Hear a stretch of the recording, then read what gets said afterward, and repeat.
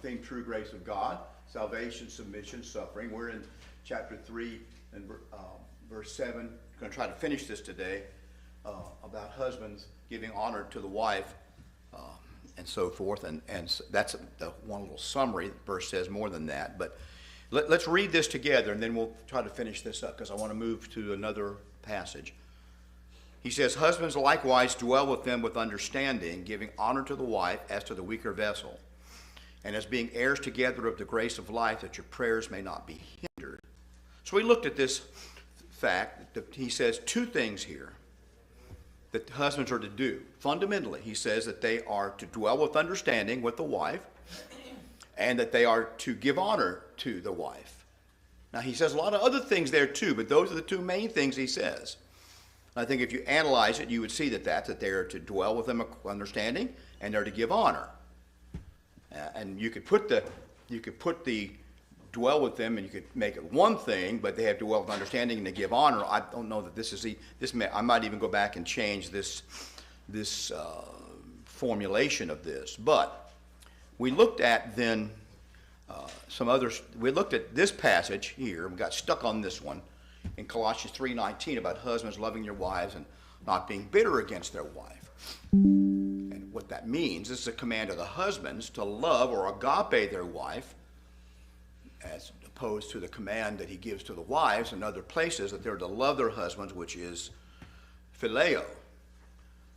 And I think that has to do probably with the fact that most of these marriages back then were arranged marriages, but then not only are the opposite of loving your wife, or the corresponding thing he says is being bitter against them, is what he warns husbands about. Being bitter against them because they're females and they're not males. Women are warned to be a lover of men, and you can't, and unfortunately they have to learn to love a man as being a man and respect that man. We can see that, but we saw that in the previous verses. But men cannot hold it against women because they're women. They're different. Now, the basic principle of feminism, since I was a boy, is that men and women are identical, and they're the same in every respect. It's a confusion of what the word equal means, but does not mean identical. And in some things, they are not identical, or if that's what you mean by equal, they're not. And we pretend, in our society, we try to pretend that that's true over and over, keep saying this. Men and women are the same. That's not true. How do I know it's not true? Not only because I'm an old man, I've seen it all my life, but it's not true because the Bible says it's not true. They're not the same. They weren't meant to be the same. They weren't created for the same reason. So they're not the same. Are they both to be treated in the presence of God? Yeah, they're joint heirs of the grace of life. They are joint heirs. There's no difference in them in God's eyes as far as equality or standing. But they're different from each other. And as long as we as society pretend that they're equal in the sense of identical, we're going to have trouble. The truth will set you free. That kind of foolishness will not set you free. It will bind you. And that's where we are today. And that's why you can't get along. Everything about marriage today, in many people's eyes, and relationships, is a conflict. They're supposed to be working together as a team. It's all a conflict about who's going to be the boss, who's in charge, who gets to do what they want. That's what marriage is about today. And unfortunately, it doesn't work. It never has worked, won't work now. Let's move on to Ephesians 5. This is the big one. This is the most comprehensive passage in the Bible about marriage and husband and wife relationships. This is the most comprehensive. I won't say important. It is in some ways, but it's certainly the most comprehensive that we need to understand. And he says a couple more things here. Husbands to love their wives and give honor to them. Here he says, husbands to love your wives, just as Christ also loved the church and gave himself for her, that he might sanctify and cleanse her with the washing of water by the word. Now, if you read back to verse 22, he says, wives, be in subjection to your husbands as the church is to Christ. So we have to understand that he's already told the wives to be in subjection. Here he says husband, and he says that the husband is the head of the wife in verse 23. So he's already established the order of authority, not the order of personhood or the order of whatever, but he's established the order of authority in the home in Ephesians chapter 5, beginning in verse 22. He's already established that. Husband's the head, wife is in subjection. with respect to authority.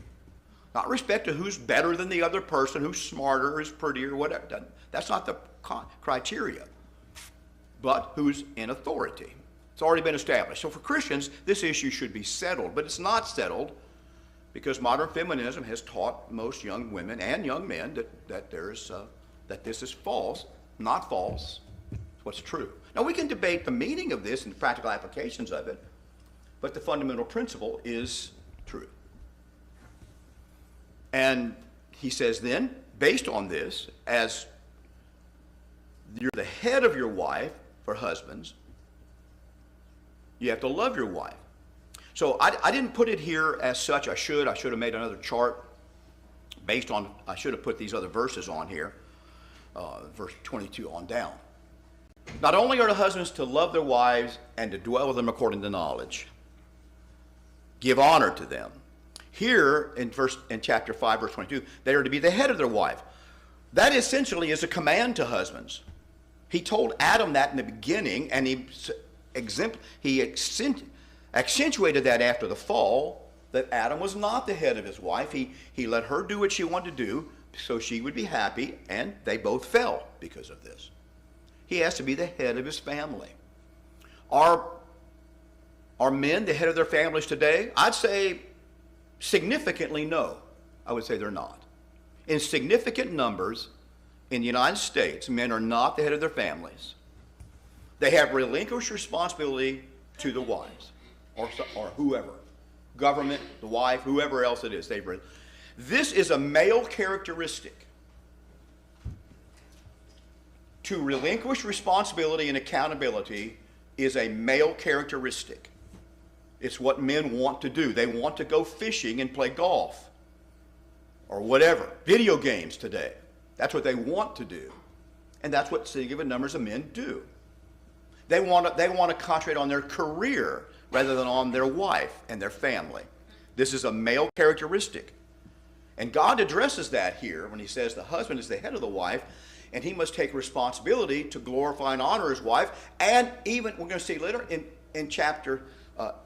Colossians 3, he tells them to bring up children in the nurture and admonition of the Lord. In Ephesians chapter 6, verse 1.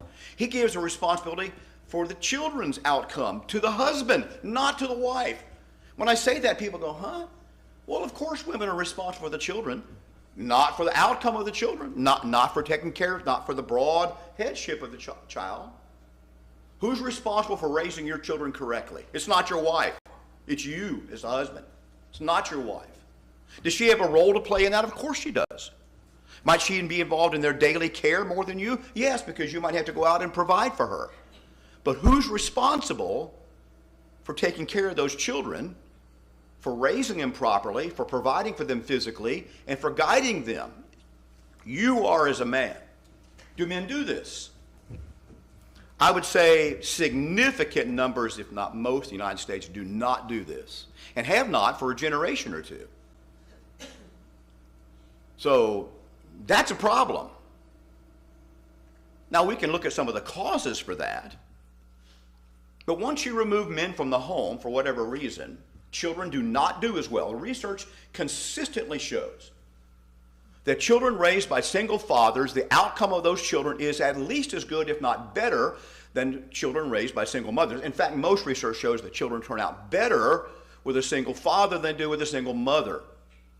Now, that doesn't surprise me at all. It surprised everybody else, surprised feminists, because they don't believe that. They think, and the court system thinks children always do better with mothers, but they don't. Why doesn't it surprise me? I'm so brilliant and smart. That's why. No. It's because God gave the responsibility to the fathers in the first place. If you have faith in what the Bible says, and you say, well, who did God say should raise, take care of the children and provide for them and guide them?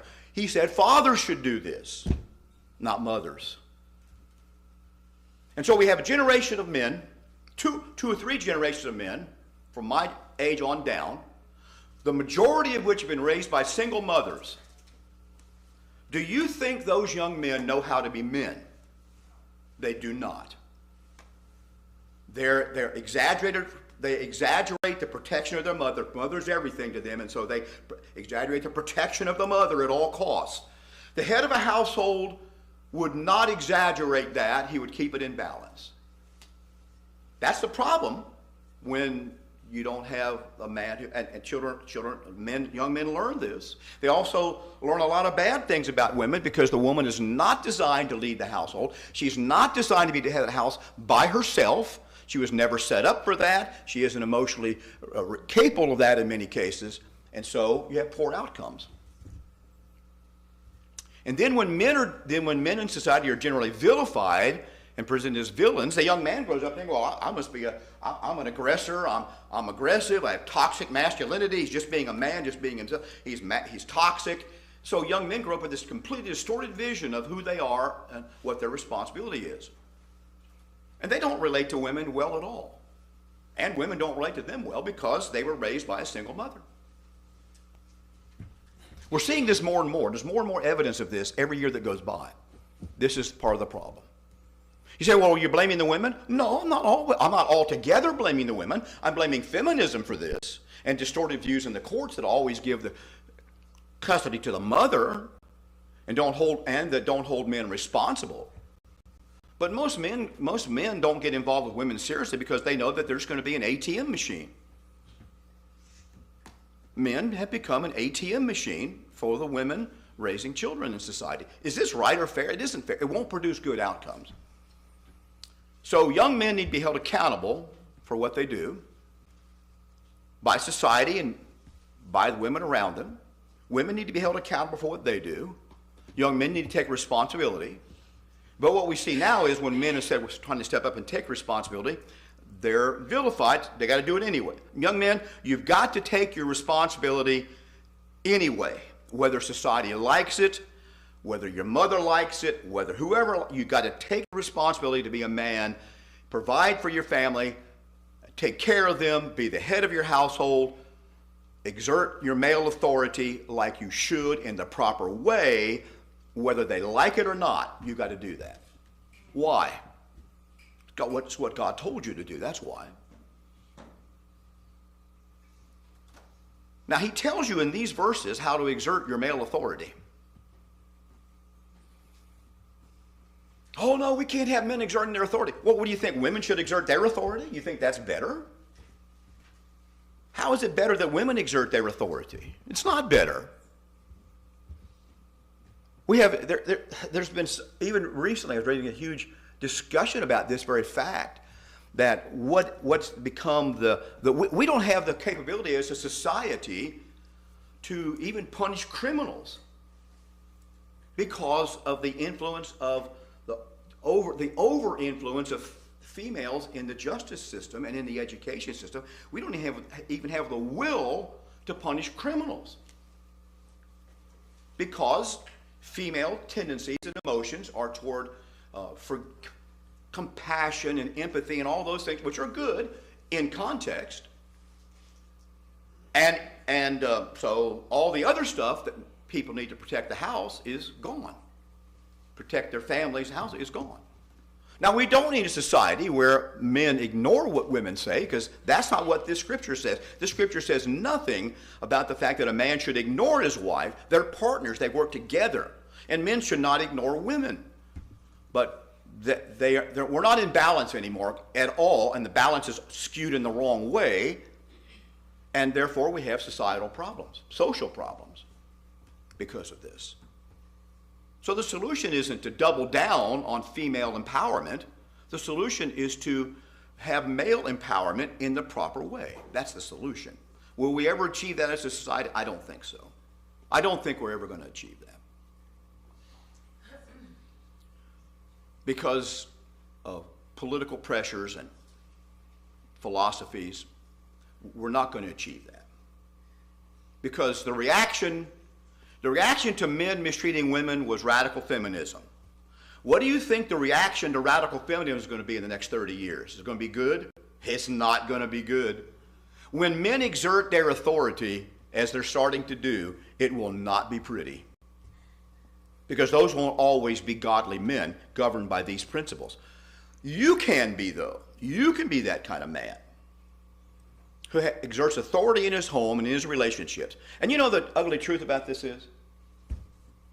women like and want a man who is manly and exerts his authority. That's exactly who they're looking for in life. They're not looking for some weak man who doesn't know what he thinks. They say that. They want a man like them. They want to marry a girlfriend, but they don't really want to marry a girlfriend. They keep those guys, as I say today, in the friend zone. They don't want to marry that guy because he's not a man. He's not acting like a man. But so it's a lot of double talk. It's a lot of double talk by radical feminists about this issue. And they don't live oftentimes in the way that they say they do. And then what's happening now? We have an entire epidemic of men who are disengaged with women altogether. They're not dating. They're not looking to get married. They don't care if they ever do. They've gone overseas to find a wife because they can't find the American woman who will be a decent woman. Bad, not good, but that's what we have. And then we have a whole epidemic of middle-aged women who are extremely unhappy. The percentage of American women on psychotropic drugs, SSRIs and so forth, is the majority in certain age groups. Why is that? And you want to tell, when I stand up here and tell you that women are more neurotic than men, more anxious than men, you get upset with me? The statistics bear this out. I'm not just saying that because I don't like women. I love women. I love godly women. I love strong women, but not in a feminist way. The people that have influenced my life the most are the women in my life, from the time I've been a little boy. But they're not the kind of women you see on Instagram and in the media, the feminists. They're not those kind of women who've influenced me. But those women were not on drugs to make themselves happy, okay? But most modern women are. If I was a young man, I'd be worried too. I tell my wife almost every day, honey, I'm so thankful that you're not like all these other people that I meet. I'm so thankful that you're not like them. She never says in return, well, I'm thankful you're not like the others. She never says that. But I keep waiting. Someday, I'm so thankful. Yes, ma'am. Yeah, I appreciate the language that you use for Ephesians 5:25 through 28. I made a note of it. You said that this details how men should exert their authority. And when we think about the word exert their authority, if you think about it in people have a freak out. Anyway. If we were to say that in a common location, people would go, oh my goodness, what do you mean this man exerting his authority? And I do believe, and I also appreciate you talking a lot about feminism, because I never thought over these last few weeks you've been using that word a lot and showing how it has really impacted us. Dee, I am using that on purpose. I know, but this is the root cause of all this stuff. Go ahead. So let me finish. That's what I'm saying. I appreciate that because I don't think that I have thought that way in the past about how it has impacted how we think and how we view things. But if we think about the word exerting authority, we shouldn't cringe at that, right? This is what God's example has given us. The question is, what does that look like? What kind of authority is it? That's the question. Exactly. Okay. Yes. But I think even the words, sometimes people would go, what do you mean, exert authority? And I agree with you, we need to get past that and have a discussion about, well, what does Bible's word show us as it relates to that, and is that being demonstrated? And like I said, if they could get past their emotions for a moment, most of these young women, what they're looking for is a man who does exert his authority. That's what they're looking, huh? It's not going to come with without repercussion. It's not what?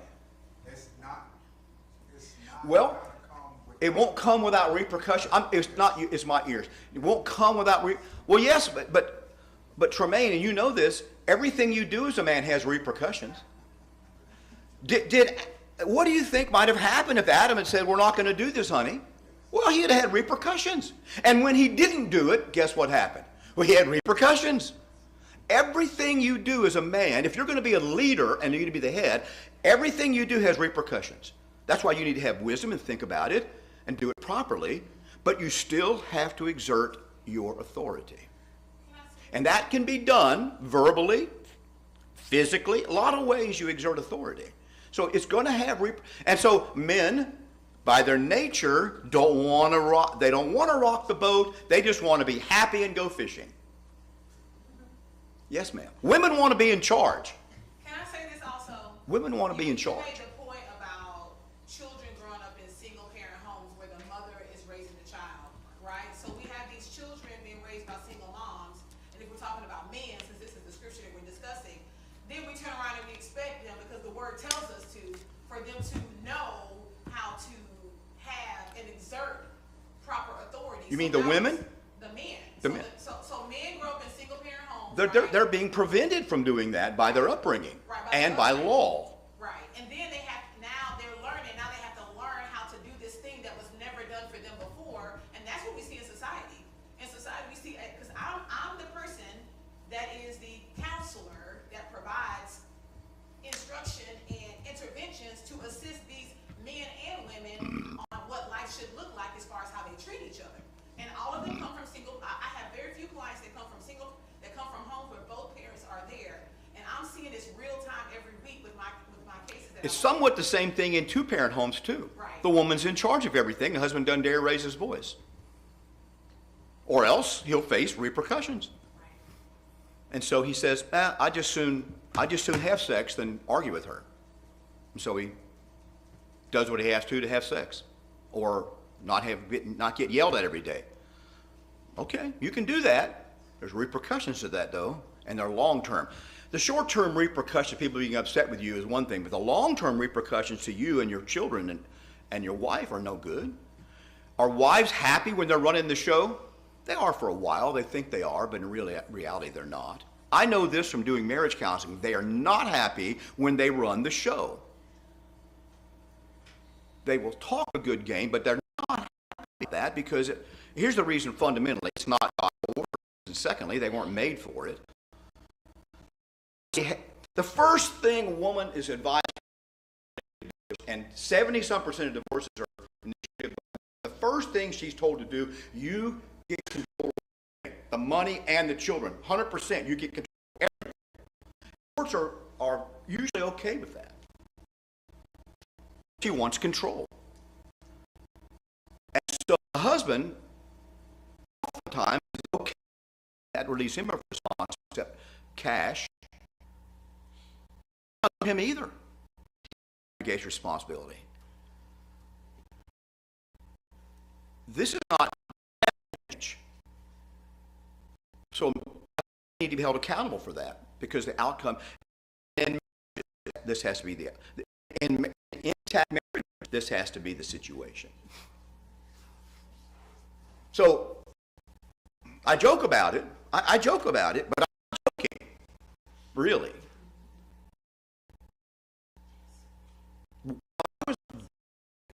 I told my wife last night. We were looking at every day we had down the 20th of November as the day we got engaged in 1974. We looked at that I was looking, I said, this got 50 months ago. She says, that day, I said, well, you're the one that told me that was right. She said, well, I think it was the 4th. It's a Sunday. Tomorrow I'll have been engaged. Okay. I said, the thing we got engaged that afternoon, and it wasn't planned out. My knees and all that stuff. On the lunch picnic table on the college campus that day, and I said, let's get married as soon as we can. Anyway, something like that. I don't remember. I'm going to say I don't remember the details of it. I was hoping she did, but anyway, anyway, it wasn't. But I said, you know what I felt relief. I felt relief that the stir of that woman was over, and that I could go on, take care of her and have a good life with a person. I felt relief that dealing with all this girls and dating over. I said, I know you're going to say in that. I felt the same thing. You only went out with one guy. Maybe you did. You never, don't even admit how many people went out with. She won't even admit this to me. And I said, well, you know that I went out with girls in the time I was 15. My mother said, you can go out on a date when you're 15 years old. what she told me. So on my 15th birthday, I did Carrie. 15th birthday. Did. So that's a pretty long time ago. And so was I looking for a wife? Well, it was. So what I said, but on the other hand, honey, you understand. The reason I was relieved is because you're not like them. I don't have to fight you for every day all the time. Why? So I don't know where I was going, except just that this is the, and most young men don't have the capacity to tell you. So this is why I joke about this business of who you're going to vote for. I joke about, I had 2 or 3 of these things here at the college or somewhere else, you know, there's a lunchroom table, so naturally big mic is other things out there, even when I was a teenager, young man. And I say, so let's say that we get married, I are married, or me and you, I'm married, and you know, the election's coming up, and I think we should vote for, what are you going to do? Are you going to vote for candidate, or are you going to vote for who I want to vote for? Well, I have a right to vote whoever I want to. And in my mind, I even said, next. That's what I said. I said, of course you have a right. You have a right, according to the government, to vote for whoever you want to. My wife, do you have a right to contradict and nullify my vote? Or am I the head of the house? Which one is it going to be? Well, it depends. I see. Here's what it depends on. As a husband, that we're going to talk about this at length, come to some agreement, and work together on that. But I think I'm going to happen that way, and I have to make a decision. Whose decision is it going to be? Mine. Are you going to qualify? Are you going to vote with me? Which one? Now you all are in shock. Well, guess what? 99% of the girls in 1975 were in shock. 74, 73. Because they'd already been told that they can do it too. They're married. No. Not married to you. I'm not going to start that marriage. I wasn't going to start a marriage with someone who was going to contradict the house. Why? You can say whatever you want, but that's not the whole thing. The reason is because that's not how God designed it. Even when I was years old, I knew that. Why? Because it's right in the Bible.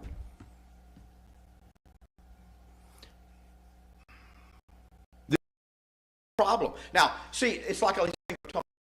This is not modern culture. This is so opposite of modern culture. So if you want to be a rebel, they think you got to be a rebel. I'll tell you how you can be a rebel, be a Christian. Be a rebel against society, not communist, for crying out.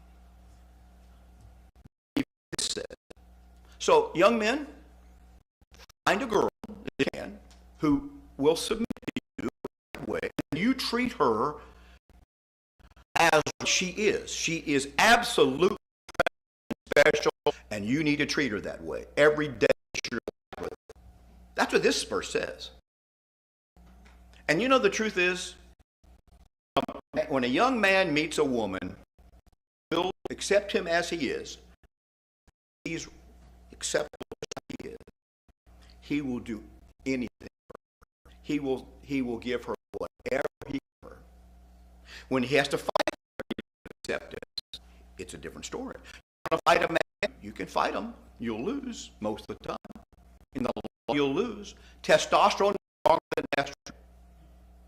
Okay? That's a fact. Testosterone is stronger than estrogen. He made males with testosterone. He made females to be into. I'm simplifying it too much, but that's not too much of a simplification. So, find a woman who will respect you. See, the thing with Judy.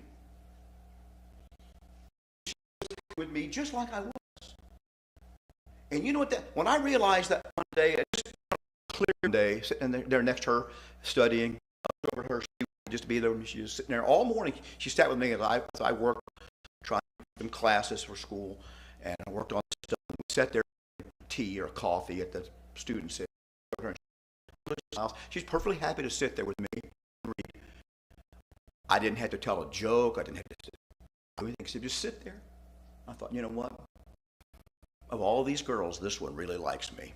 She likes me for being me. She's happy with me. We can be happy the rest of our lives because she likes me. And you know what that made me do? Anything she wanted. It made me want to do anything she wanted to change. I would say, okay. See, that's what they misunderstand. They think that they can be exerting their will, changing him, and fighting everything about it, even before they start change him and fight him about everything. And the reaction to that? Resistance. The natural thing for a man when you push him is to push back away. So this is what happens. When they push on their husbands or the people they're dating, and initially push back, when they realize that this is getting them nowhere, then they just back away. Why is it people complain about husbands who are distant, they don't talk to me, they don't relate to me, they don't tell me what they're reading? You know why they don't? Because they have before, and you criticize everything they said. That's why they don't. When they want to make love to you, you push it away. And they say, okay, and they back up. It isn't hard. It's natural human behavior. Because they're men. Now, men have to take charge of that situation and put up, not accept it for what it is. See, when this kind of thing happens in our area, I say, no, this is not the direction we're not going to drift apart. We're not going to have a regular relation. We're not going to do differently than that. That's what I did. So, such a brilliant person, you know. That's what I'm exerting male leadership. And when we saw the children getting a little bit out of control, weren't listening to their mother. It wasn't her that stepped in. It was me that stepped in and said, nope, guys, not in this house. You're not going to act like in this house. Well, when I did that, everything changed. Their mother. See, it was that way growing up. My brother pushed my mother around to a degree, and it was fun because she would react to it. She'd get emotional, and she'd react to doing what we wanted to do.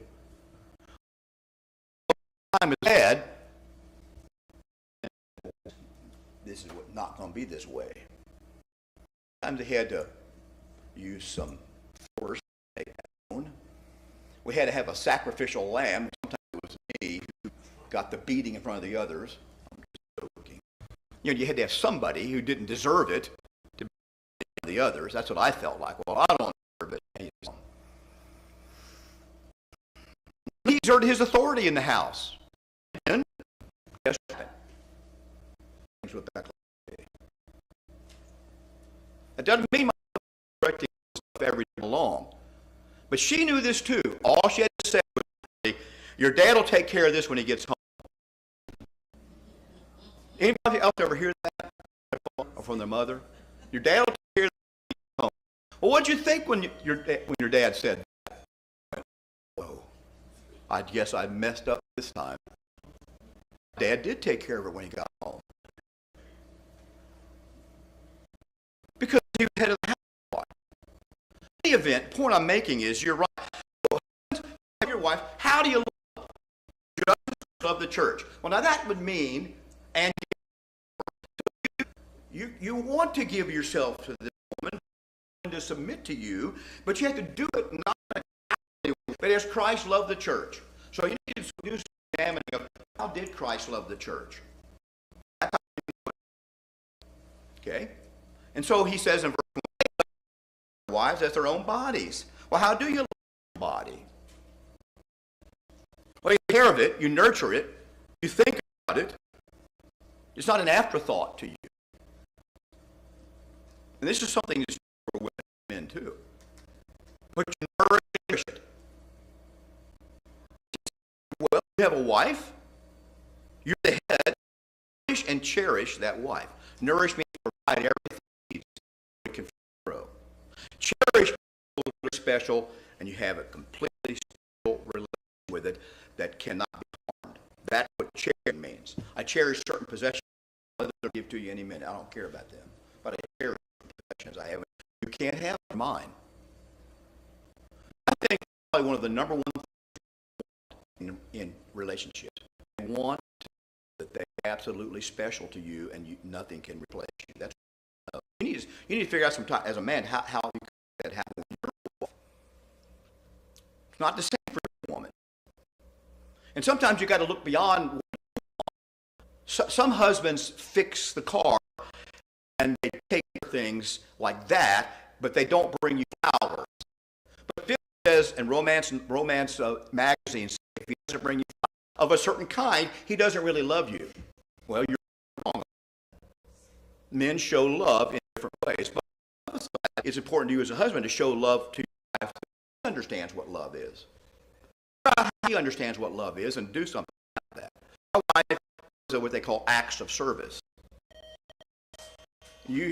Anyway.